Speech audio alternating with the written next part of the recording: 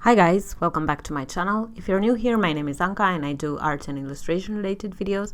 So if you're into that, make sure you subscribe and check out the other videos on my channel. So for today's video, I'm doing, yes, another pet portrait. I have quite a few of these videos coming up, as this is one of the benefits you can receive on my Patreon, and thought it would be interesting to have part of a chit chatty video where I talk a bit about the illustration industry and give you guys some tips that I've learned throughout the years while painting a cute hamster or a cute cat, whatever it may be. So in today's video I am painting a very cute hamster for Erica. Thank you, Erica, so much for your support. I used the Arteza Gouache set I bought with 24 colors and the finetec pearlescent colors for this.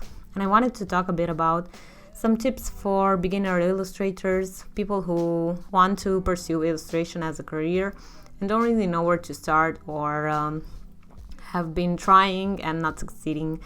And yeah, I wanted to give you guys some tips and some encouragement in this area. So my first tip for beginner illustrators would be to get your fundamentals down. By this I mean learning perspective, learning how to draw with an actual pencil on paper, learning composition, how to get color palettes right, color theory. So all of this will come in handy even if you stray away from the basics and the fundamentals in your illustration career. It's good to have these to create a balanced looking illustration, if that makes sense. So I think this is where you need to start if you're considering illustration as a future goal for you. Also, I think that when starting off with drawing and illustrating, it's important not to focus on the tools you are buying so much. I know you're tempted to buy the most expensive ones because you think that will make your illustration look better, but I don't think that's necessarily true. I think you should just focus on your craft and how you can learn to be a better illustrator rather than buying the most expensive tools out there, because for me, especially when I bought really expensive stuff, I was really afraid to try them, not to create something really ugly from them, and I ended up not using them in the beginning. So yeah, as they say, tools don't make you a good illustrator. Also, another tip would be to practice as much as you can. So for me, having a sketchbook at all times open is very important. I didn't really used to do this until about 4 years ago when I started having a sketchbook every year. I wish I could have several sketchbooks. I know some people do that, but it's really not realistic for me at this time. Practice as much as you can. Whenever you have free time, even if you're working a day job, try to sketch something small at the end of the day. Try to do some studies for hands and faces or whatever your illustrations may be. So practice as much as you can. Also, if you want to practice a lot, it's good to do art challenges. So Draw This in Your Style is a good challenge. Also Inktober is a really good challenge. Also you can buy a 365 days of drawing book where you can practice every day for a whole year and you can see some improvements at the end of the year. So basically you have to put in a lot of time and effort and work into this if you really want illustration as a career. This is something that many people don't realize, that behind every illustrator there are so many bad drawings, so many hours of work and disappointment.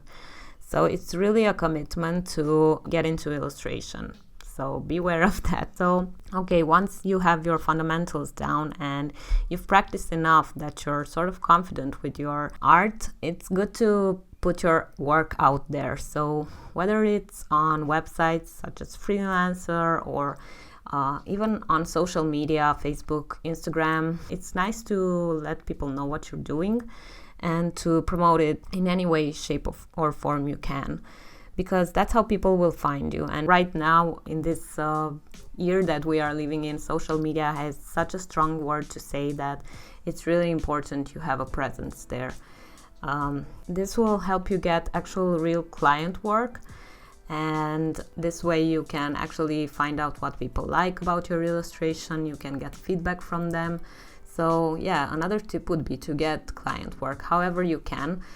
Even if it's a pet portrait, as I am doing right now, it's really good to be able to interact with people and find out their feedback, find out what they like, what they don't like, how you can implement illustration in other areas and stuff like that. Another tip I have is to always identify your weaknesses and work on them. So if you're really good at drawing leaves or stuff like that, then try to break away from that and try drawing hands. I'm telling this as an example because I do this a lot. I'm very confident when drawing animals and leaves, and you can see that. And I choose to draw that because it's my comfort zone, but sometimes I like to do landscapes or very rarely now anatomical stuff. But I do try to get out of my comfort zone just to make myself better and to push my illustration into a different level. So always be prepared to evolve and be willing to try new things. Another tip is to try to believe in yourself as much as you can. I know that I said that as a beginner illustrator, you will have a lot of disappointment and failures at the beginning, unless you're very lucky, but it's usually how it goes. So try to get past that and try to believe in yourself as much as you can, so that you won't stop producing art. It's not about being perfect. I mean, most illustrators that I really admire don't really do like these perfect illustrations with perfect anatomical features. They're really kind of quirky illustrations, but they succeed because they found a niche in the illustration business and they actually found a use for their illustrations. And they're very commercially pleasing to watch. So this leads me to my next tip, is basically finding a purpose for your illustrations. This is something I struggled with a lot in the beginning. I thought that illustrations should be just art prints and that's it. But I did start creating my own products, which really helped and took me out of my comfort zone. So I started thinking about my illustrations in a different way. So whenever I create stuff for stickers, for example, I think about them in a different way. And then in a different way than I would be thinking about an art print, for example. I also like to do a lot of patterns, which I can apply to textiles, to notebooks, to whatever kind of product, basically. So once you are confident, you have your style down, you have your fundamentals down, you know how to draw, you have a pretty good sense of yourself, it's nice to start producing like actual products that have your illustration. Even if you don't plan to sell them, this will be good for your portfolio, but I would recommend you sell them. So illustration used to be only about publishing, so you were considered a good illustrator if your illustration was published in a newspaper or a book or something like that. But I think this has changed drastically over the past years with YouTube and having your own online shop being so easy these days, Patreon. So there are so many platforms where you can actually profit from your illustration that you don't really need to be published in anything. Of course, this would be great. But not everyone has the opportunity to do so. I live in a very small city. There are not many things for illustrators here. I mostly promote myself online as much as I can. So try to think of your environment. If you live next to a huge illustration convention, go attend it. Try to find a real purpose for everything you're drawing. So even if it's just an art print, that's still something you can sell and actually create profit from that, because basically being an illustrator is a job. Many people don't want to pay illustrators, which is a whole nother topic I might get into in another video, but this is a very hard job actually, with lots of years of practice, and I think it should be valued a lot more.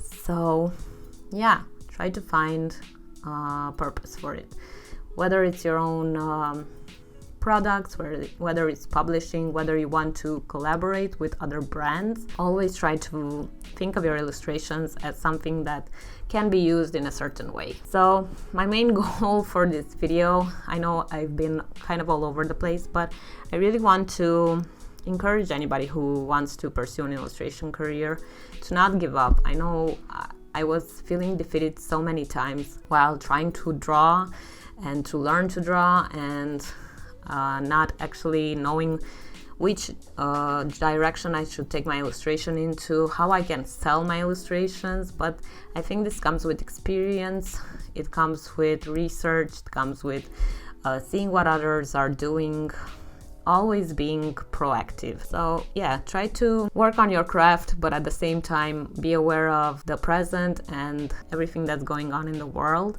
So yeah, try to see where others are promoting their illustrations.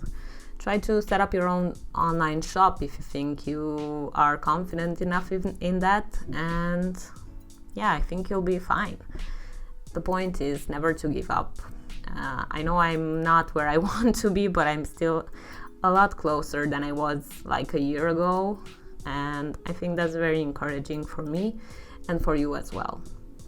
So I hope this video wasn't too rambly.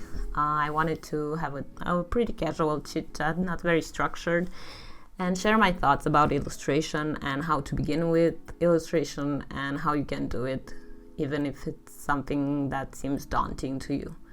So I hope you enjoyed this speed painting. Check out my Patreon for more behind the scenes and more exclusive stuff. You can also receive cool benefits such as this pet portrait or products. And yeah, thank you so much for anybody who's watching my videos. It means the world to me, and I'll see you in the next one. Bye.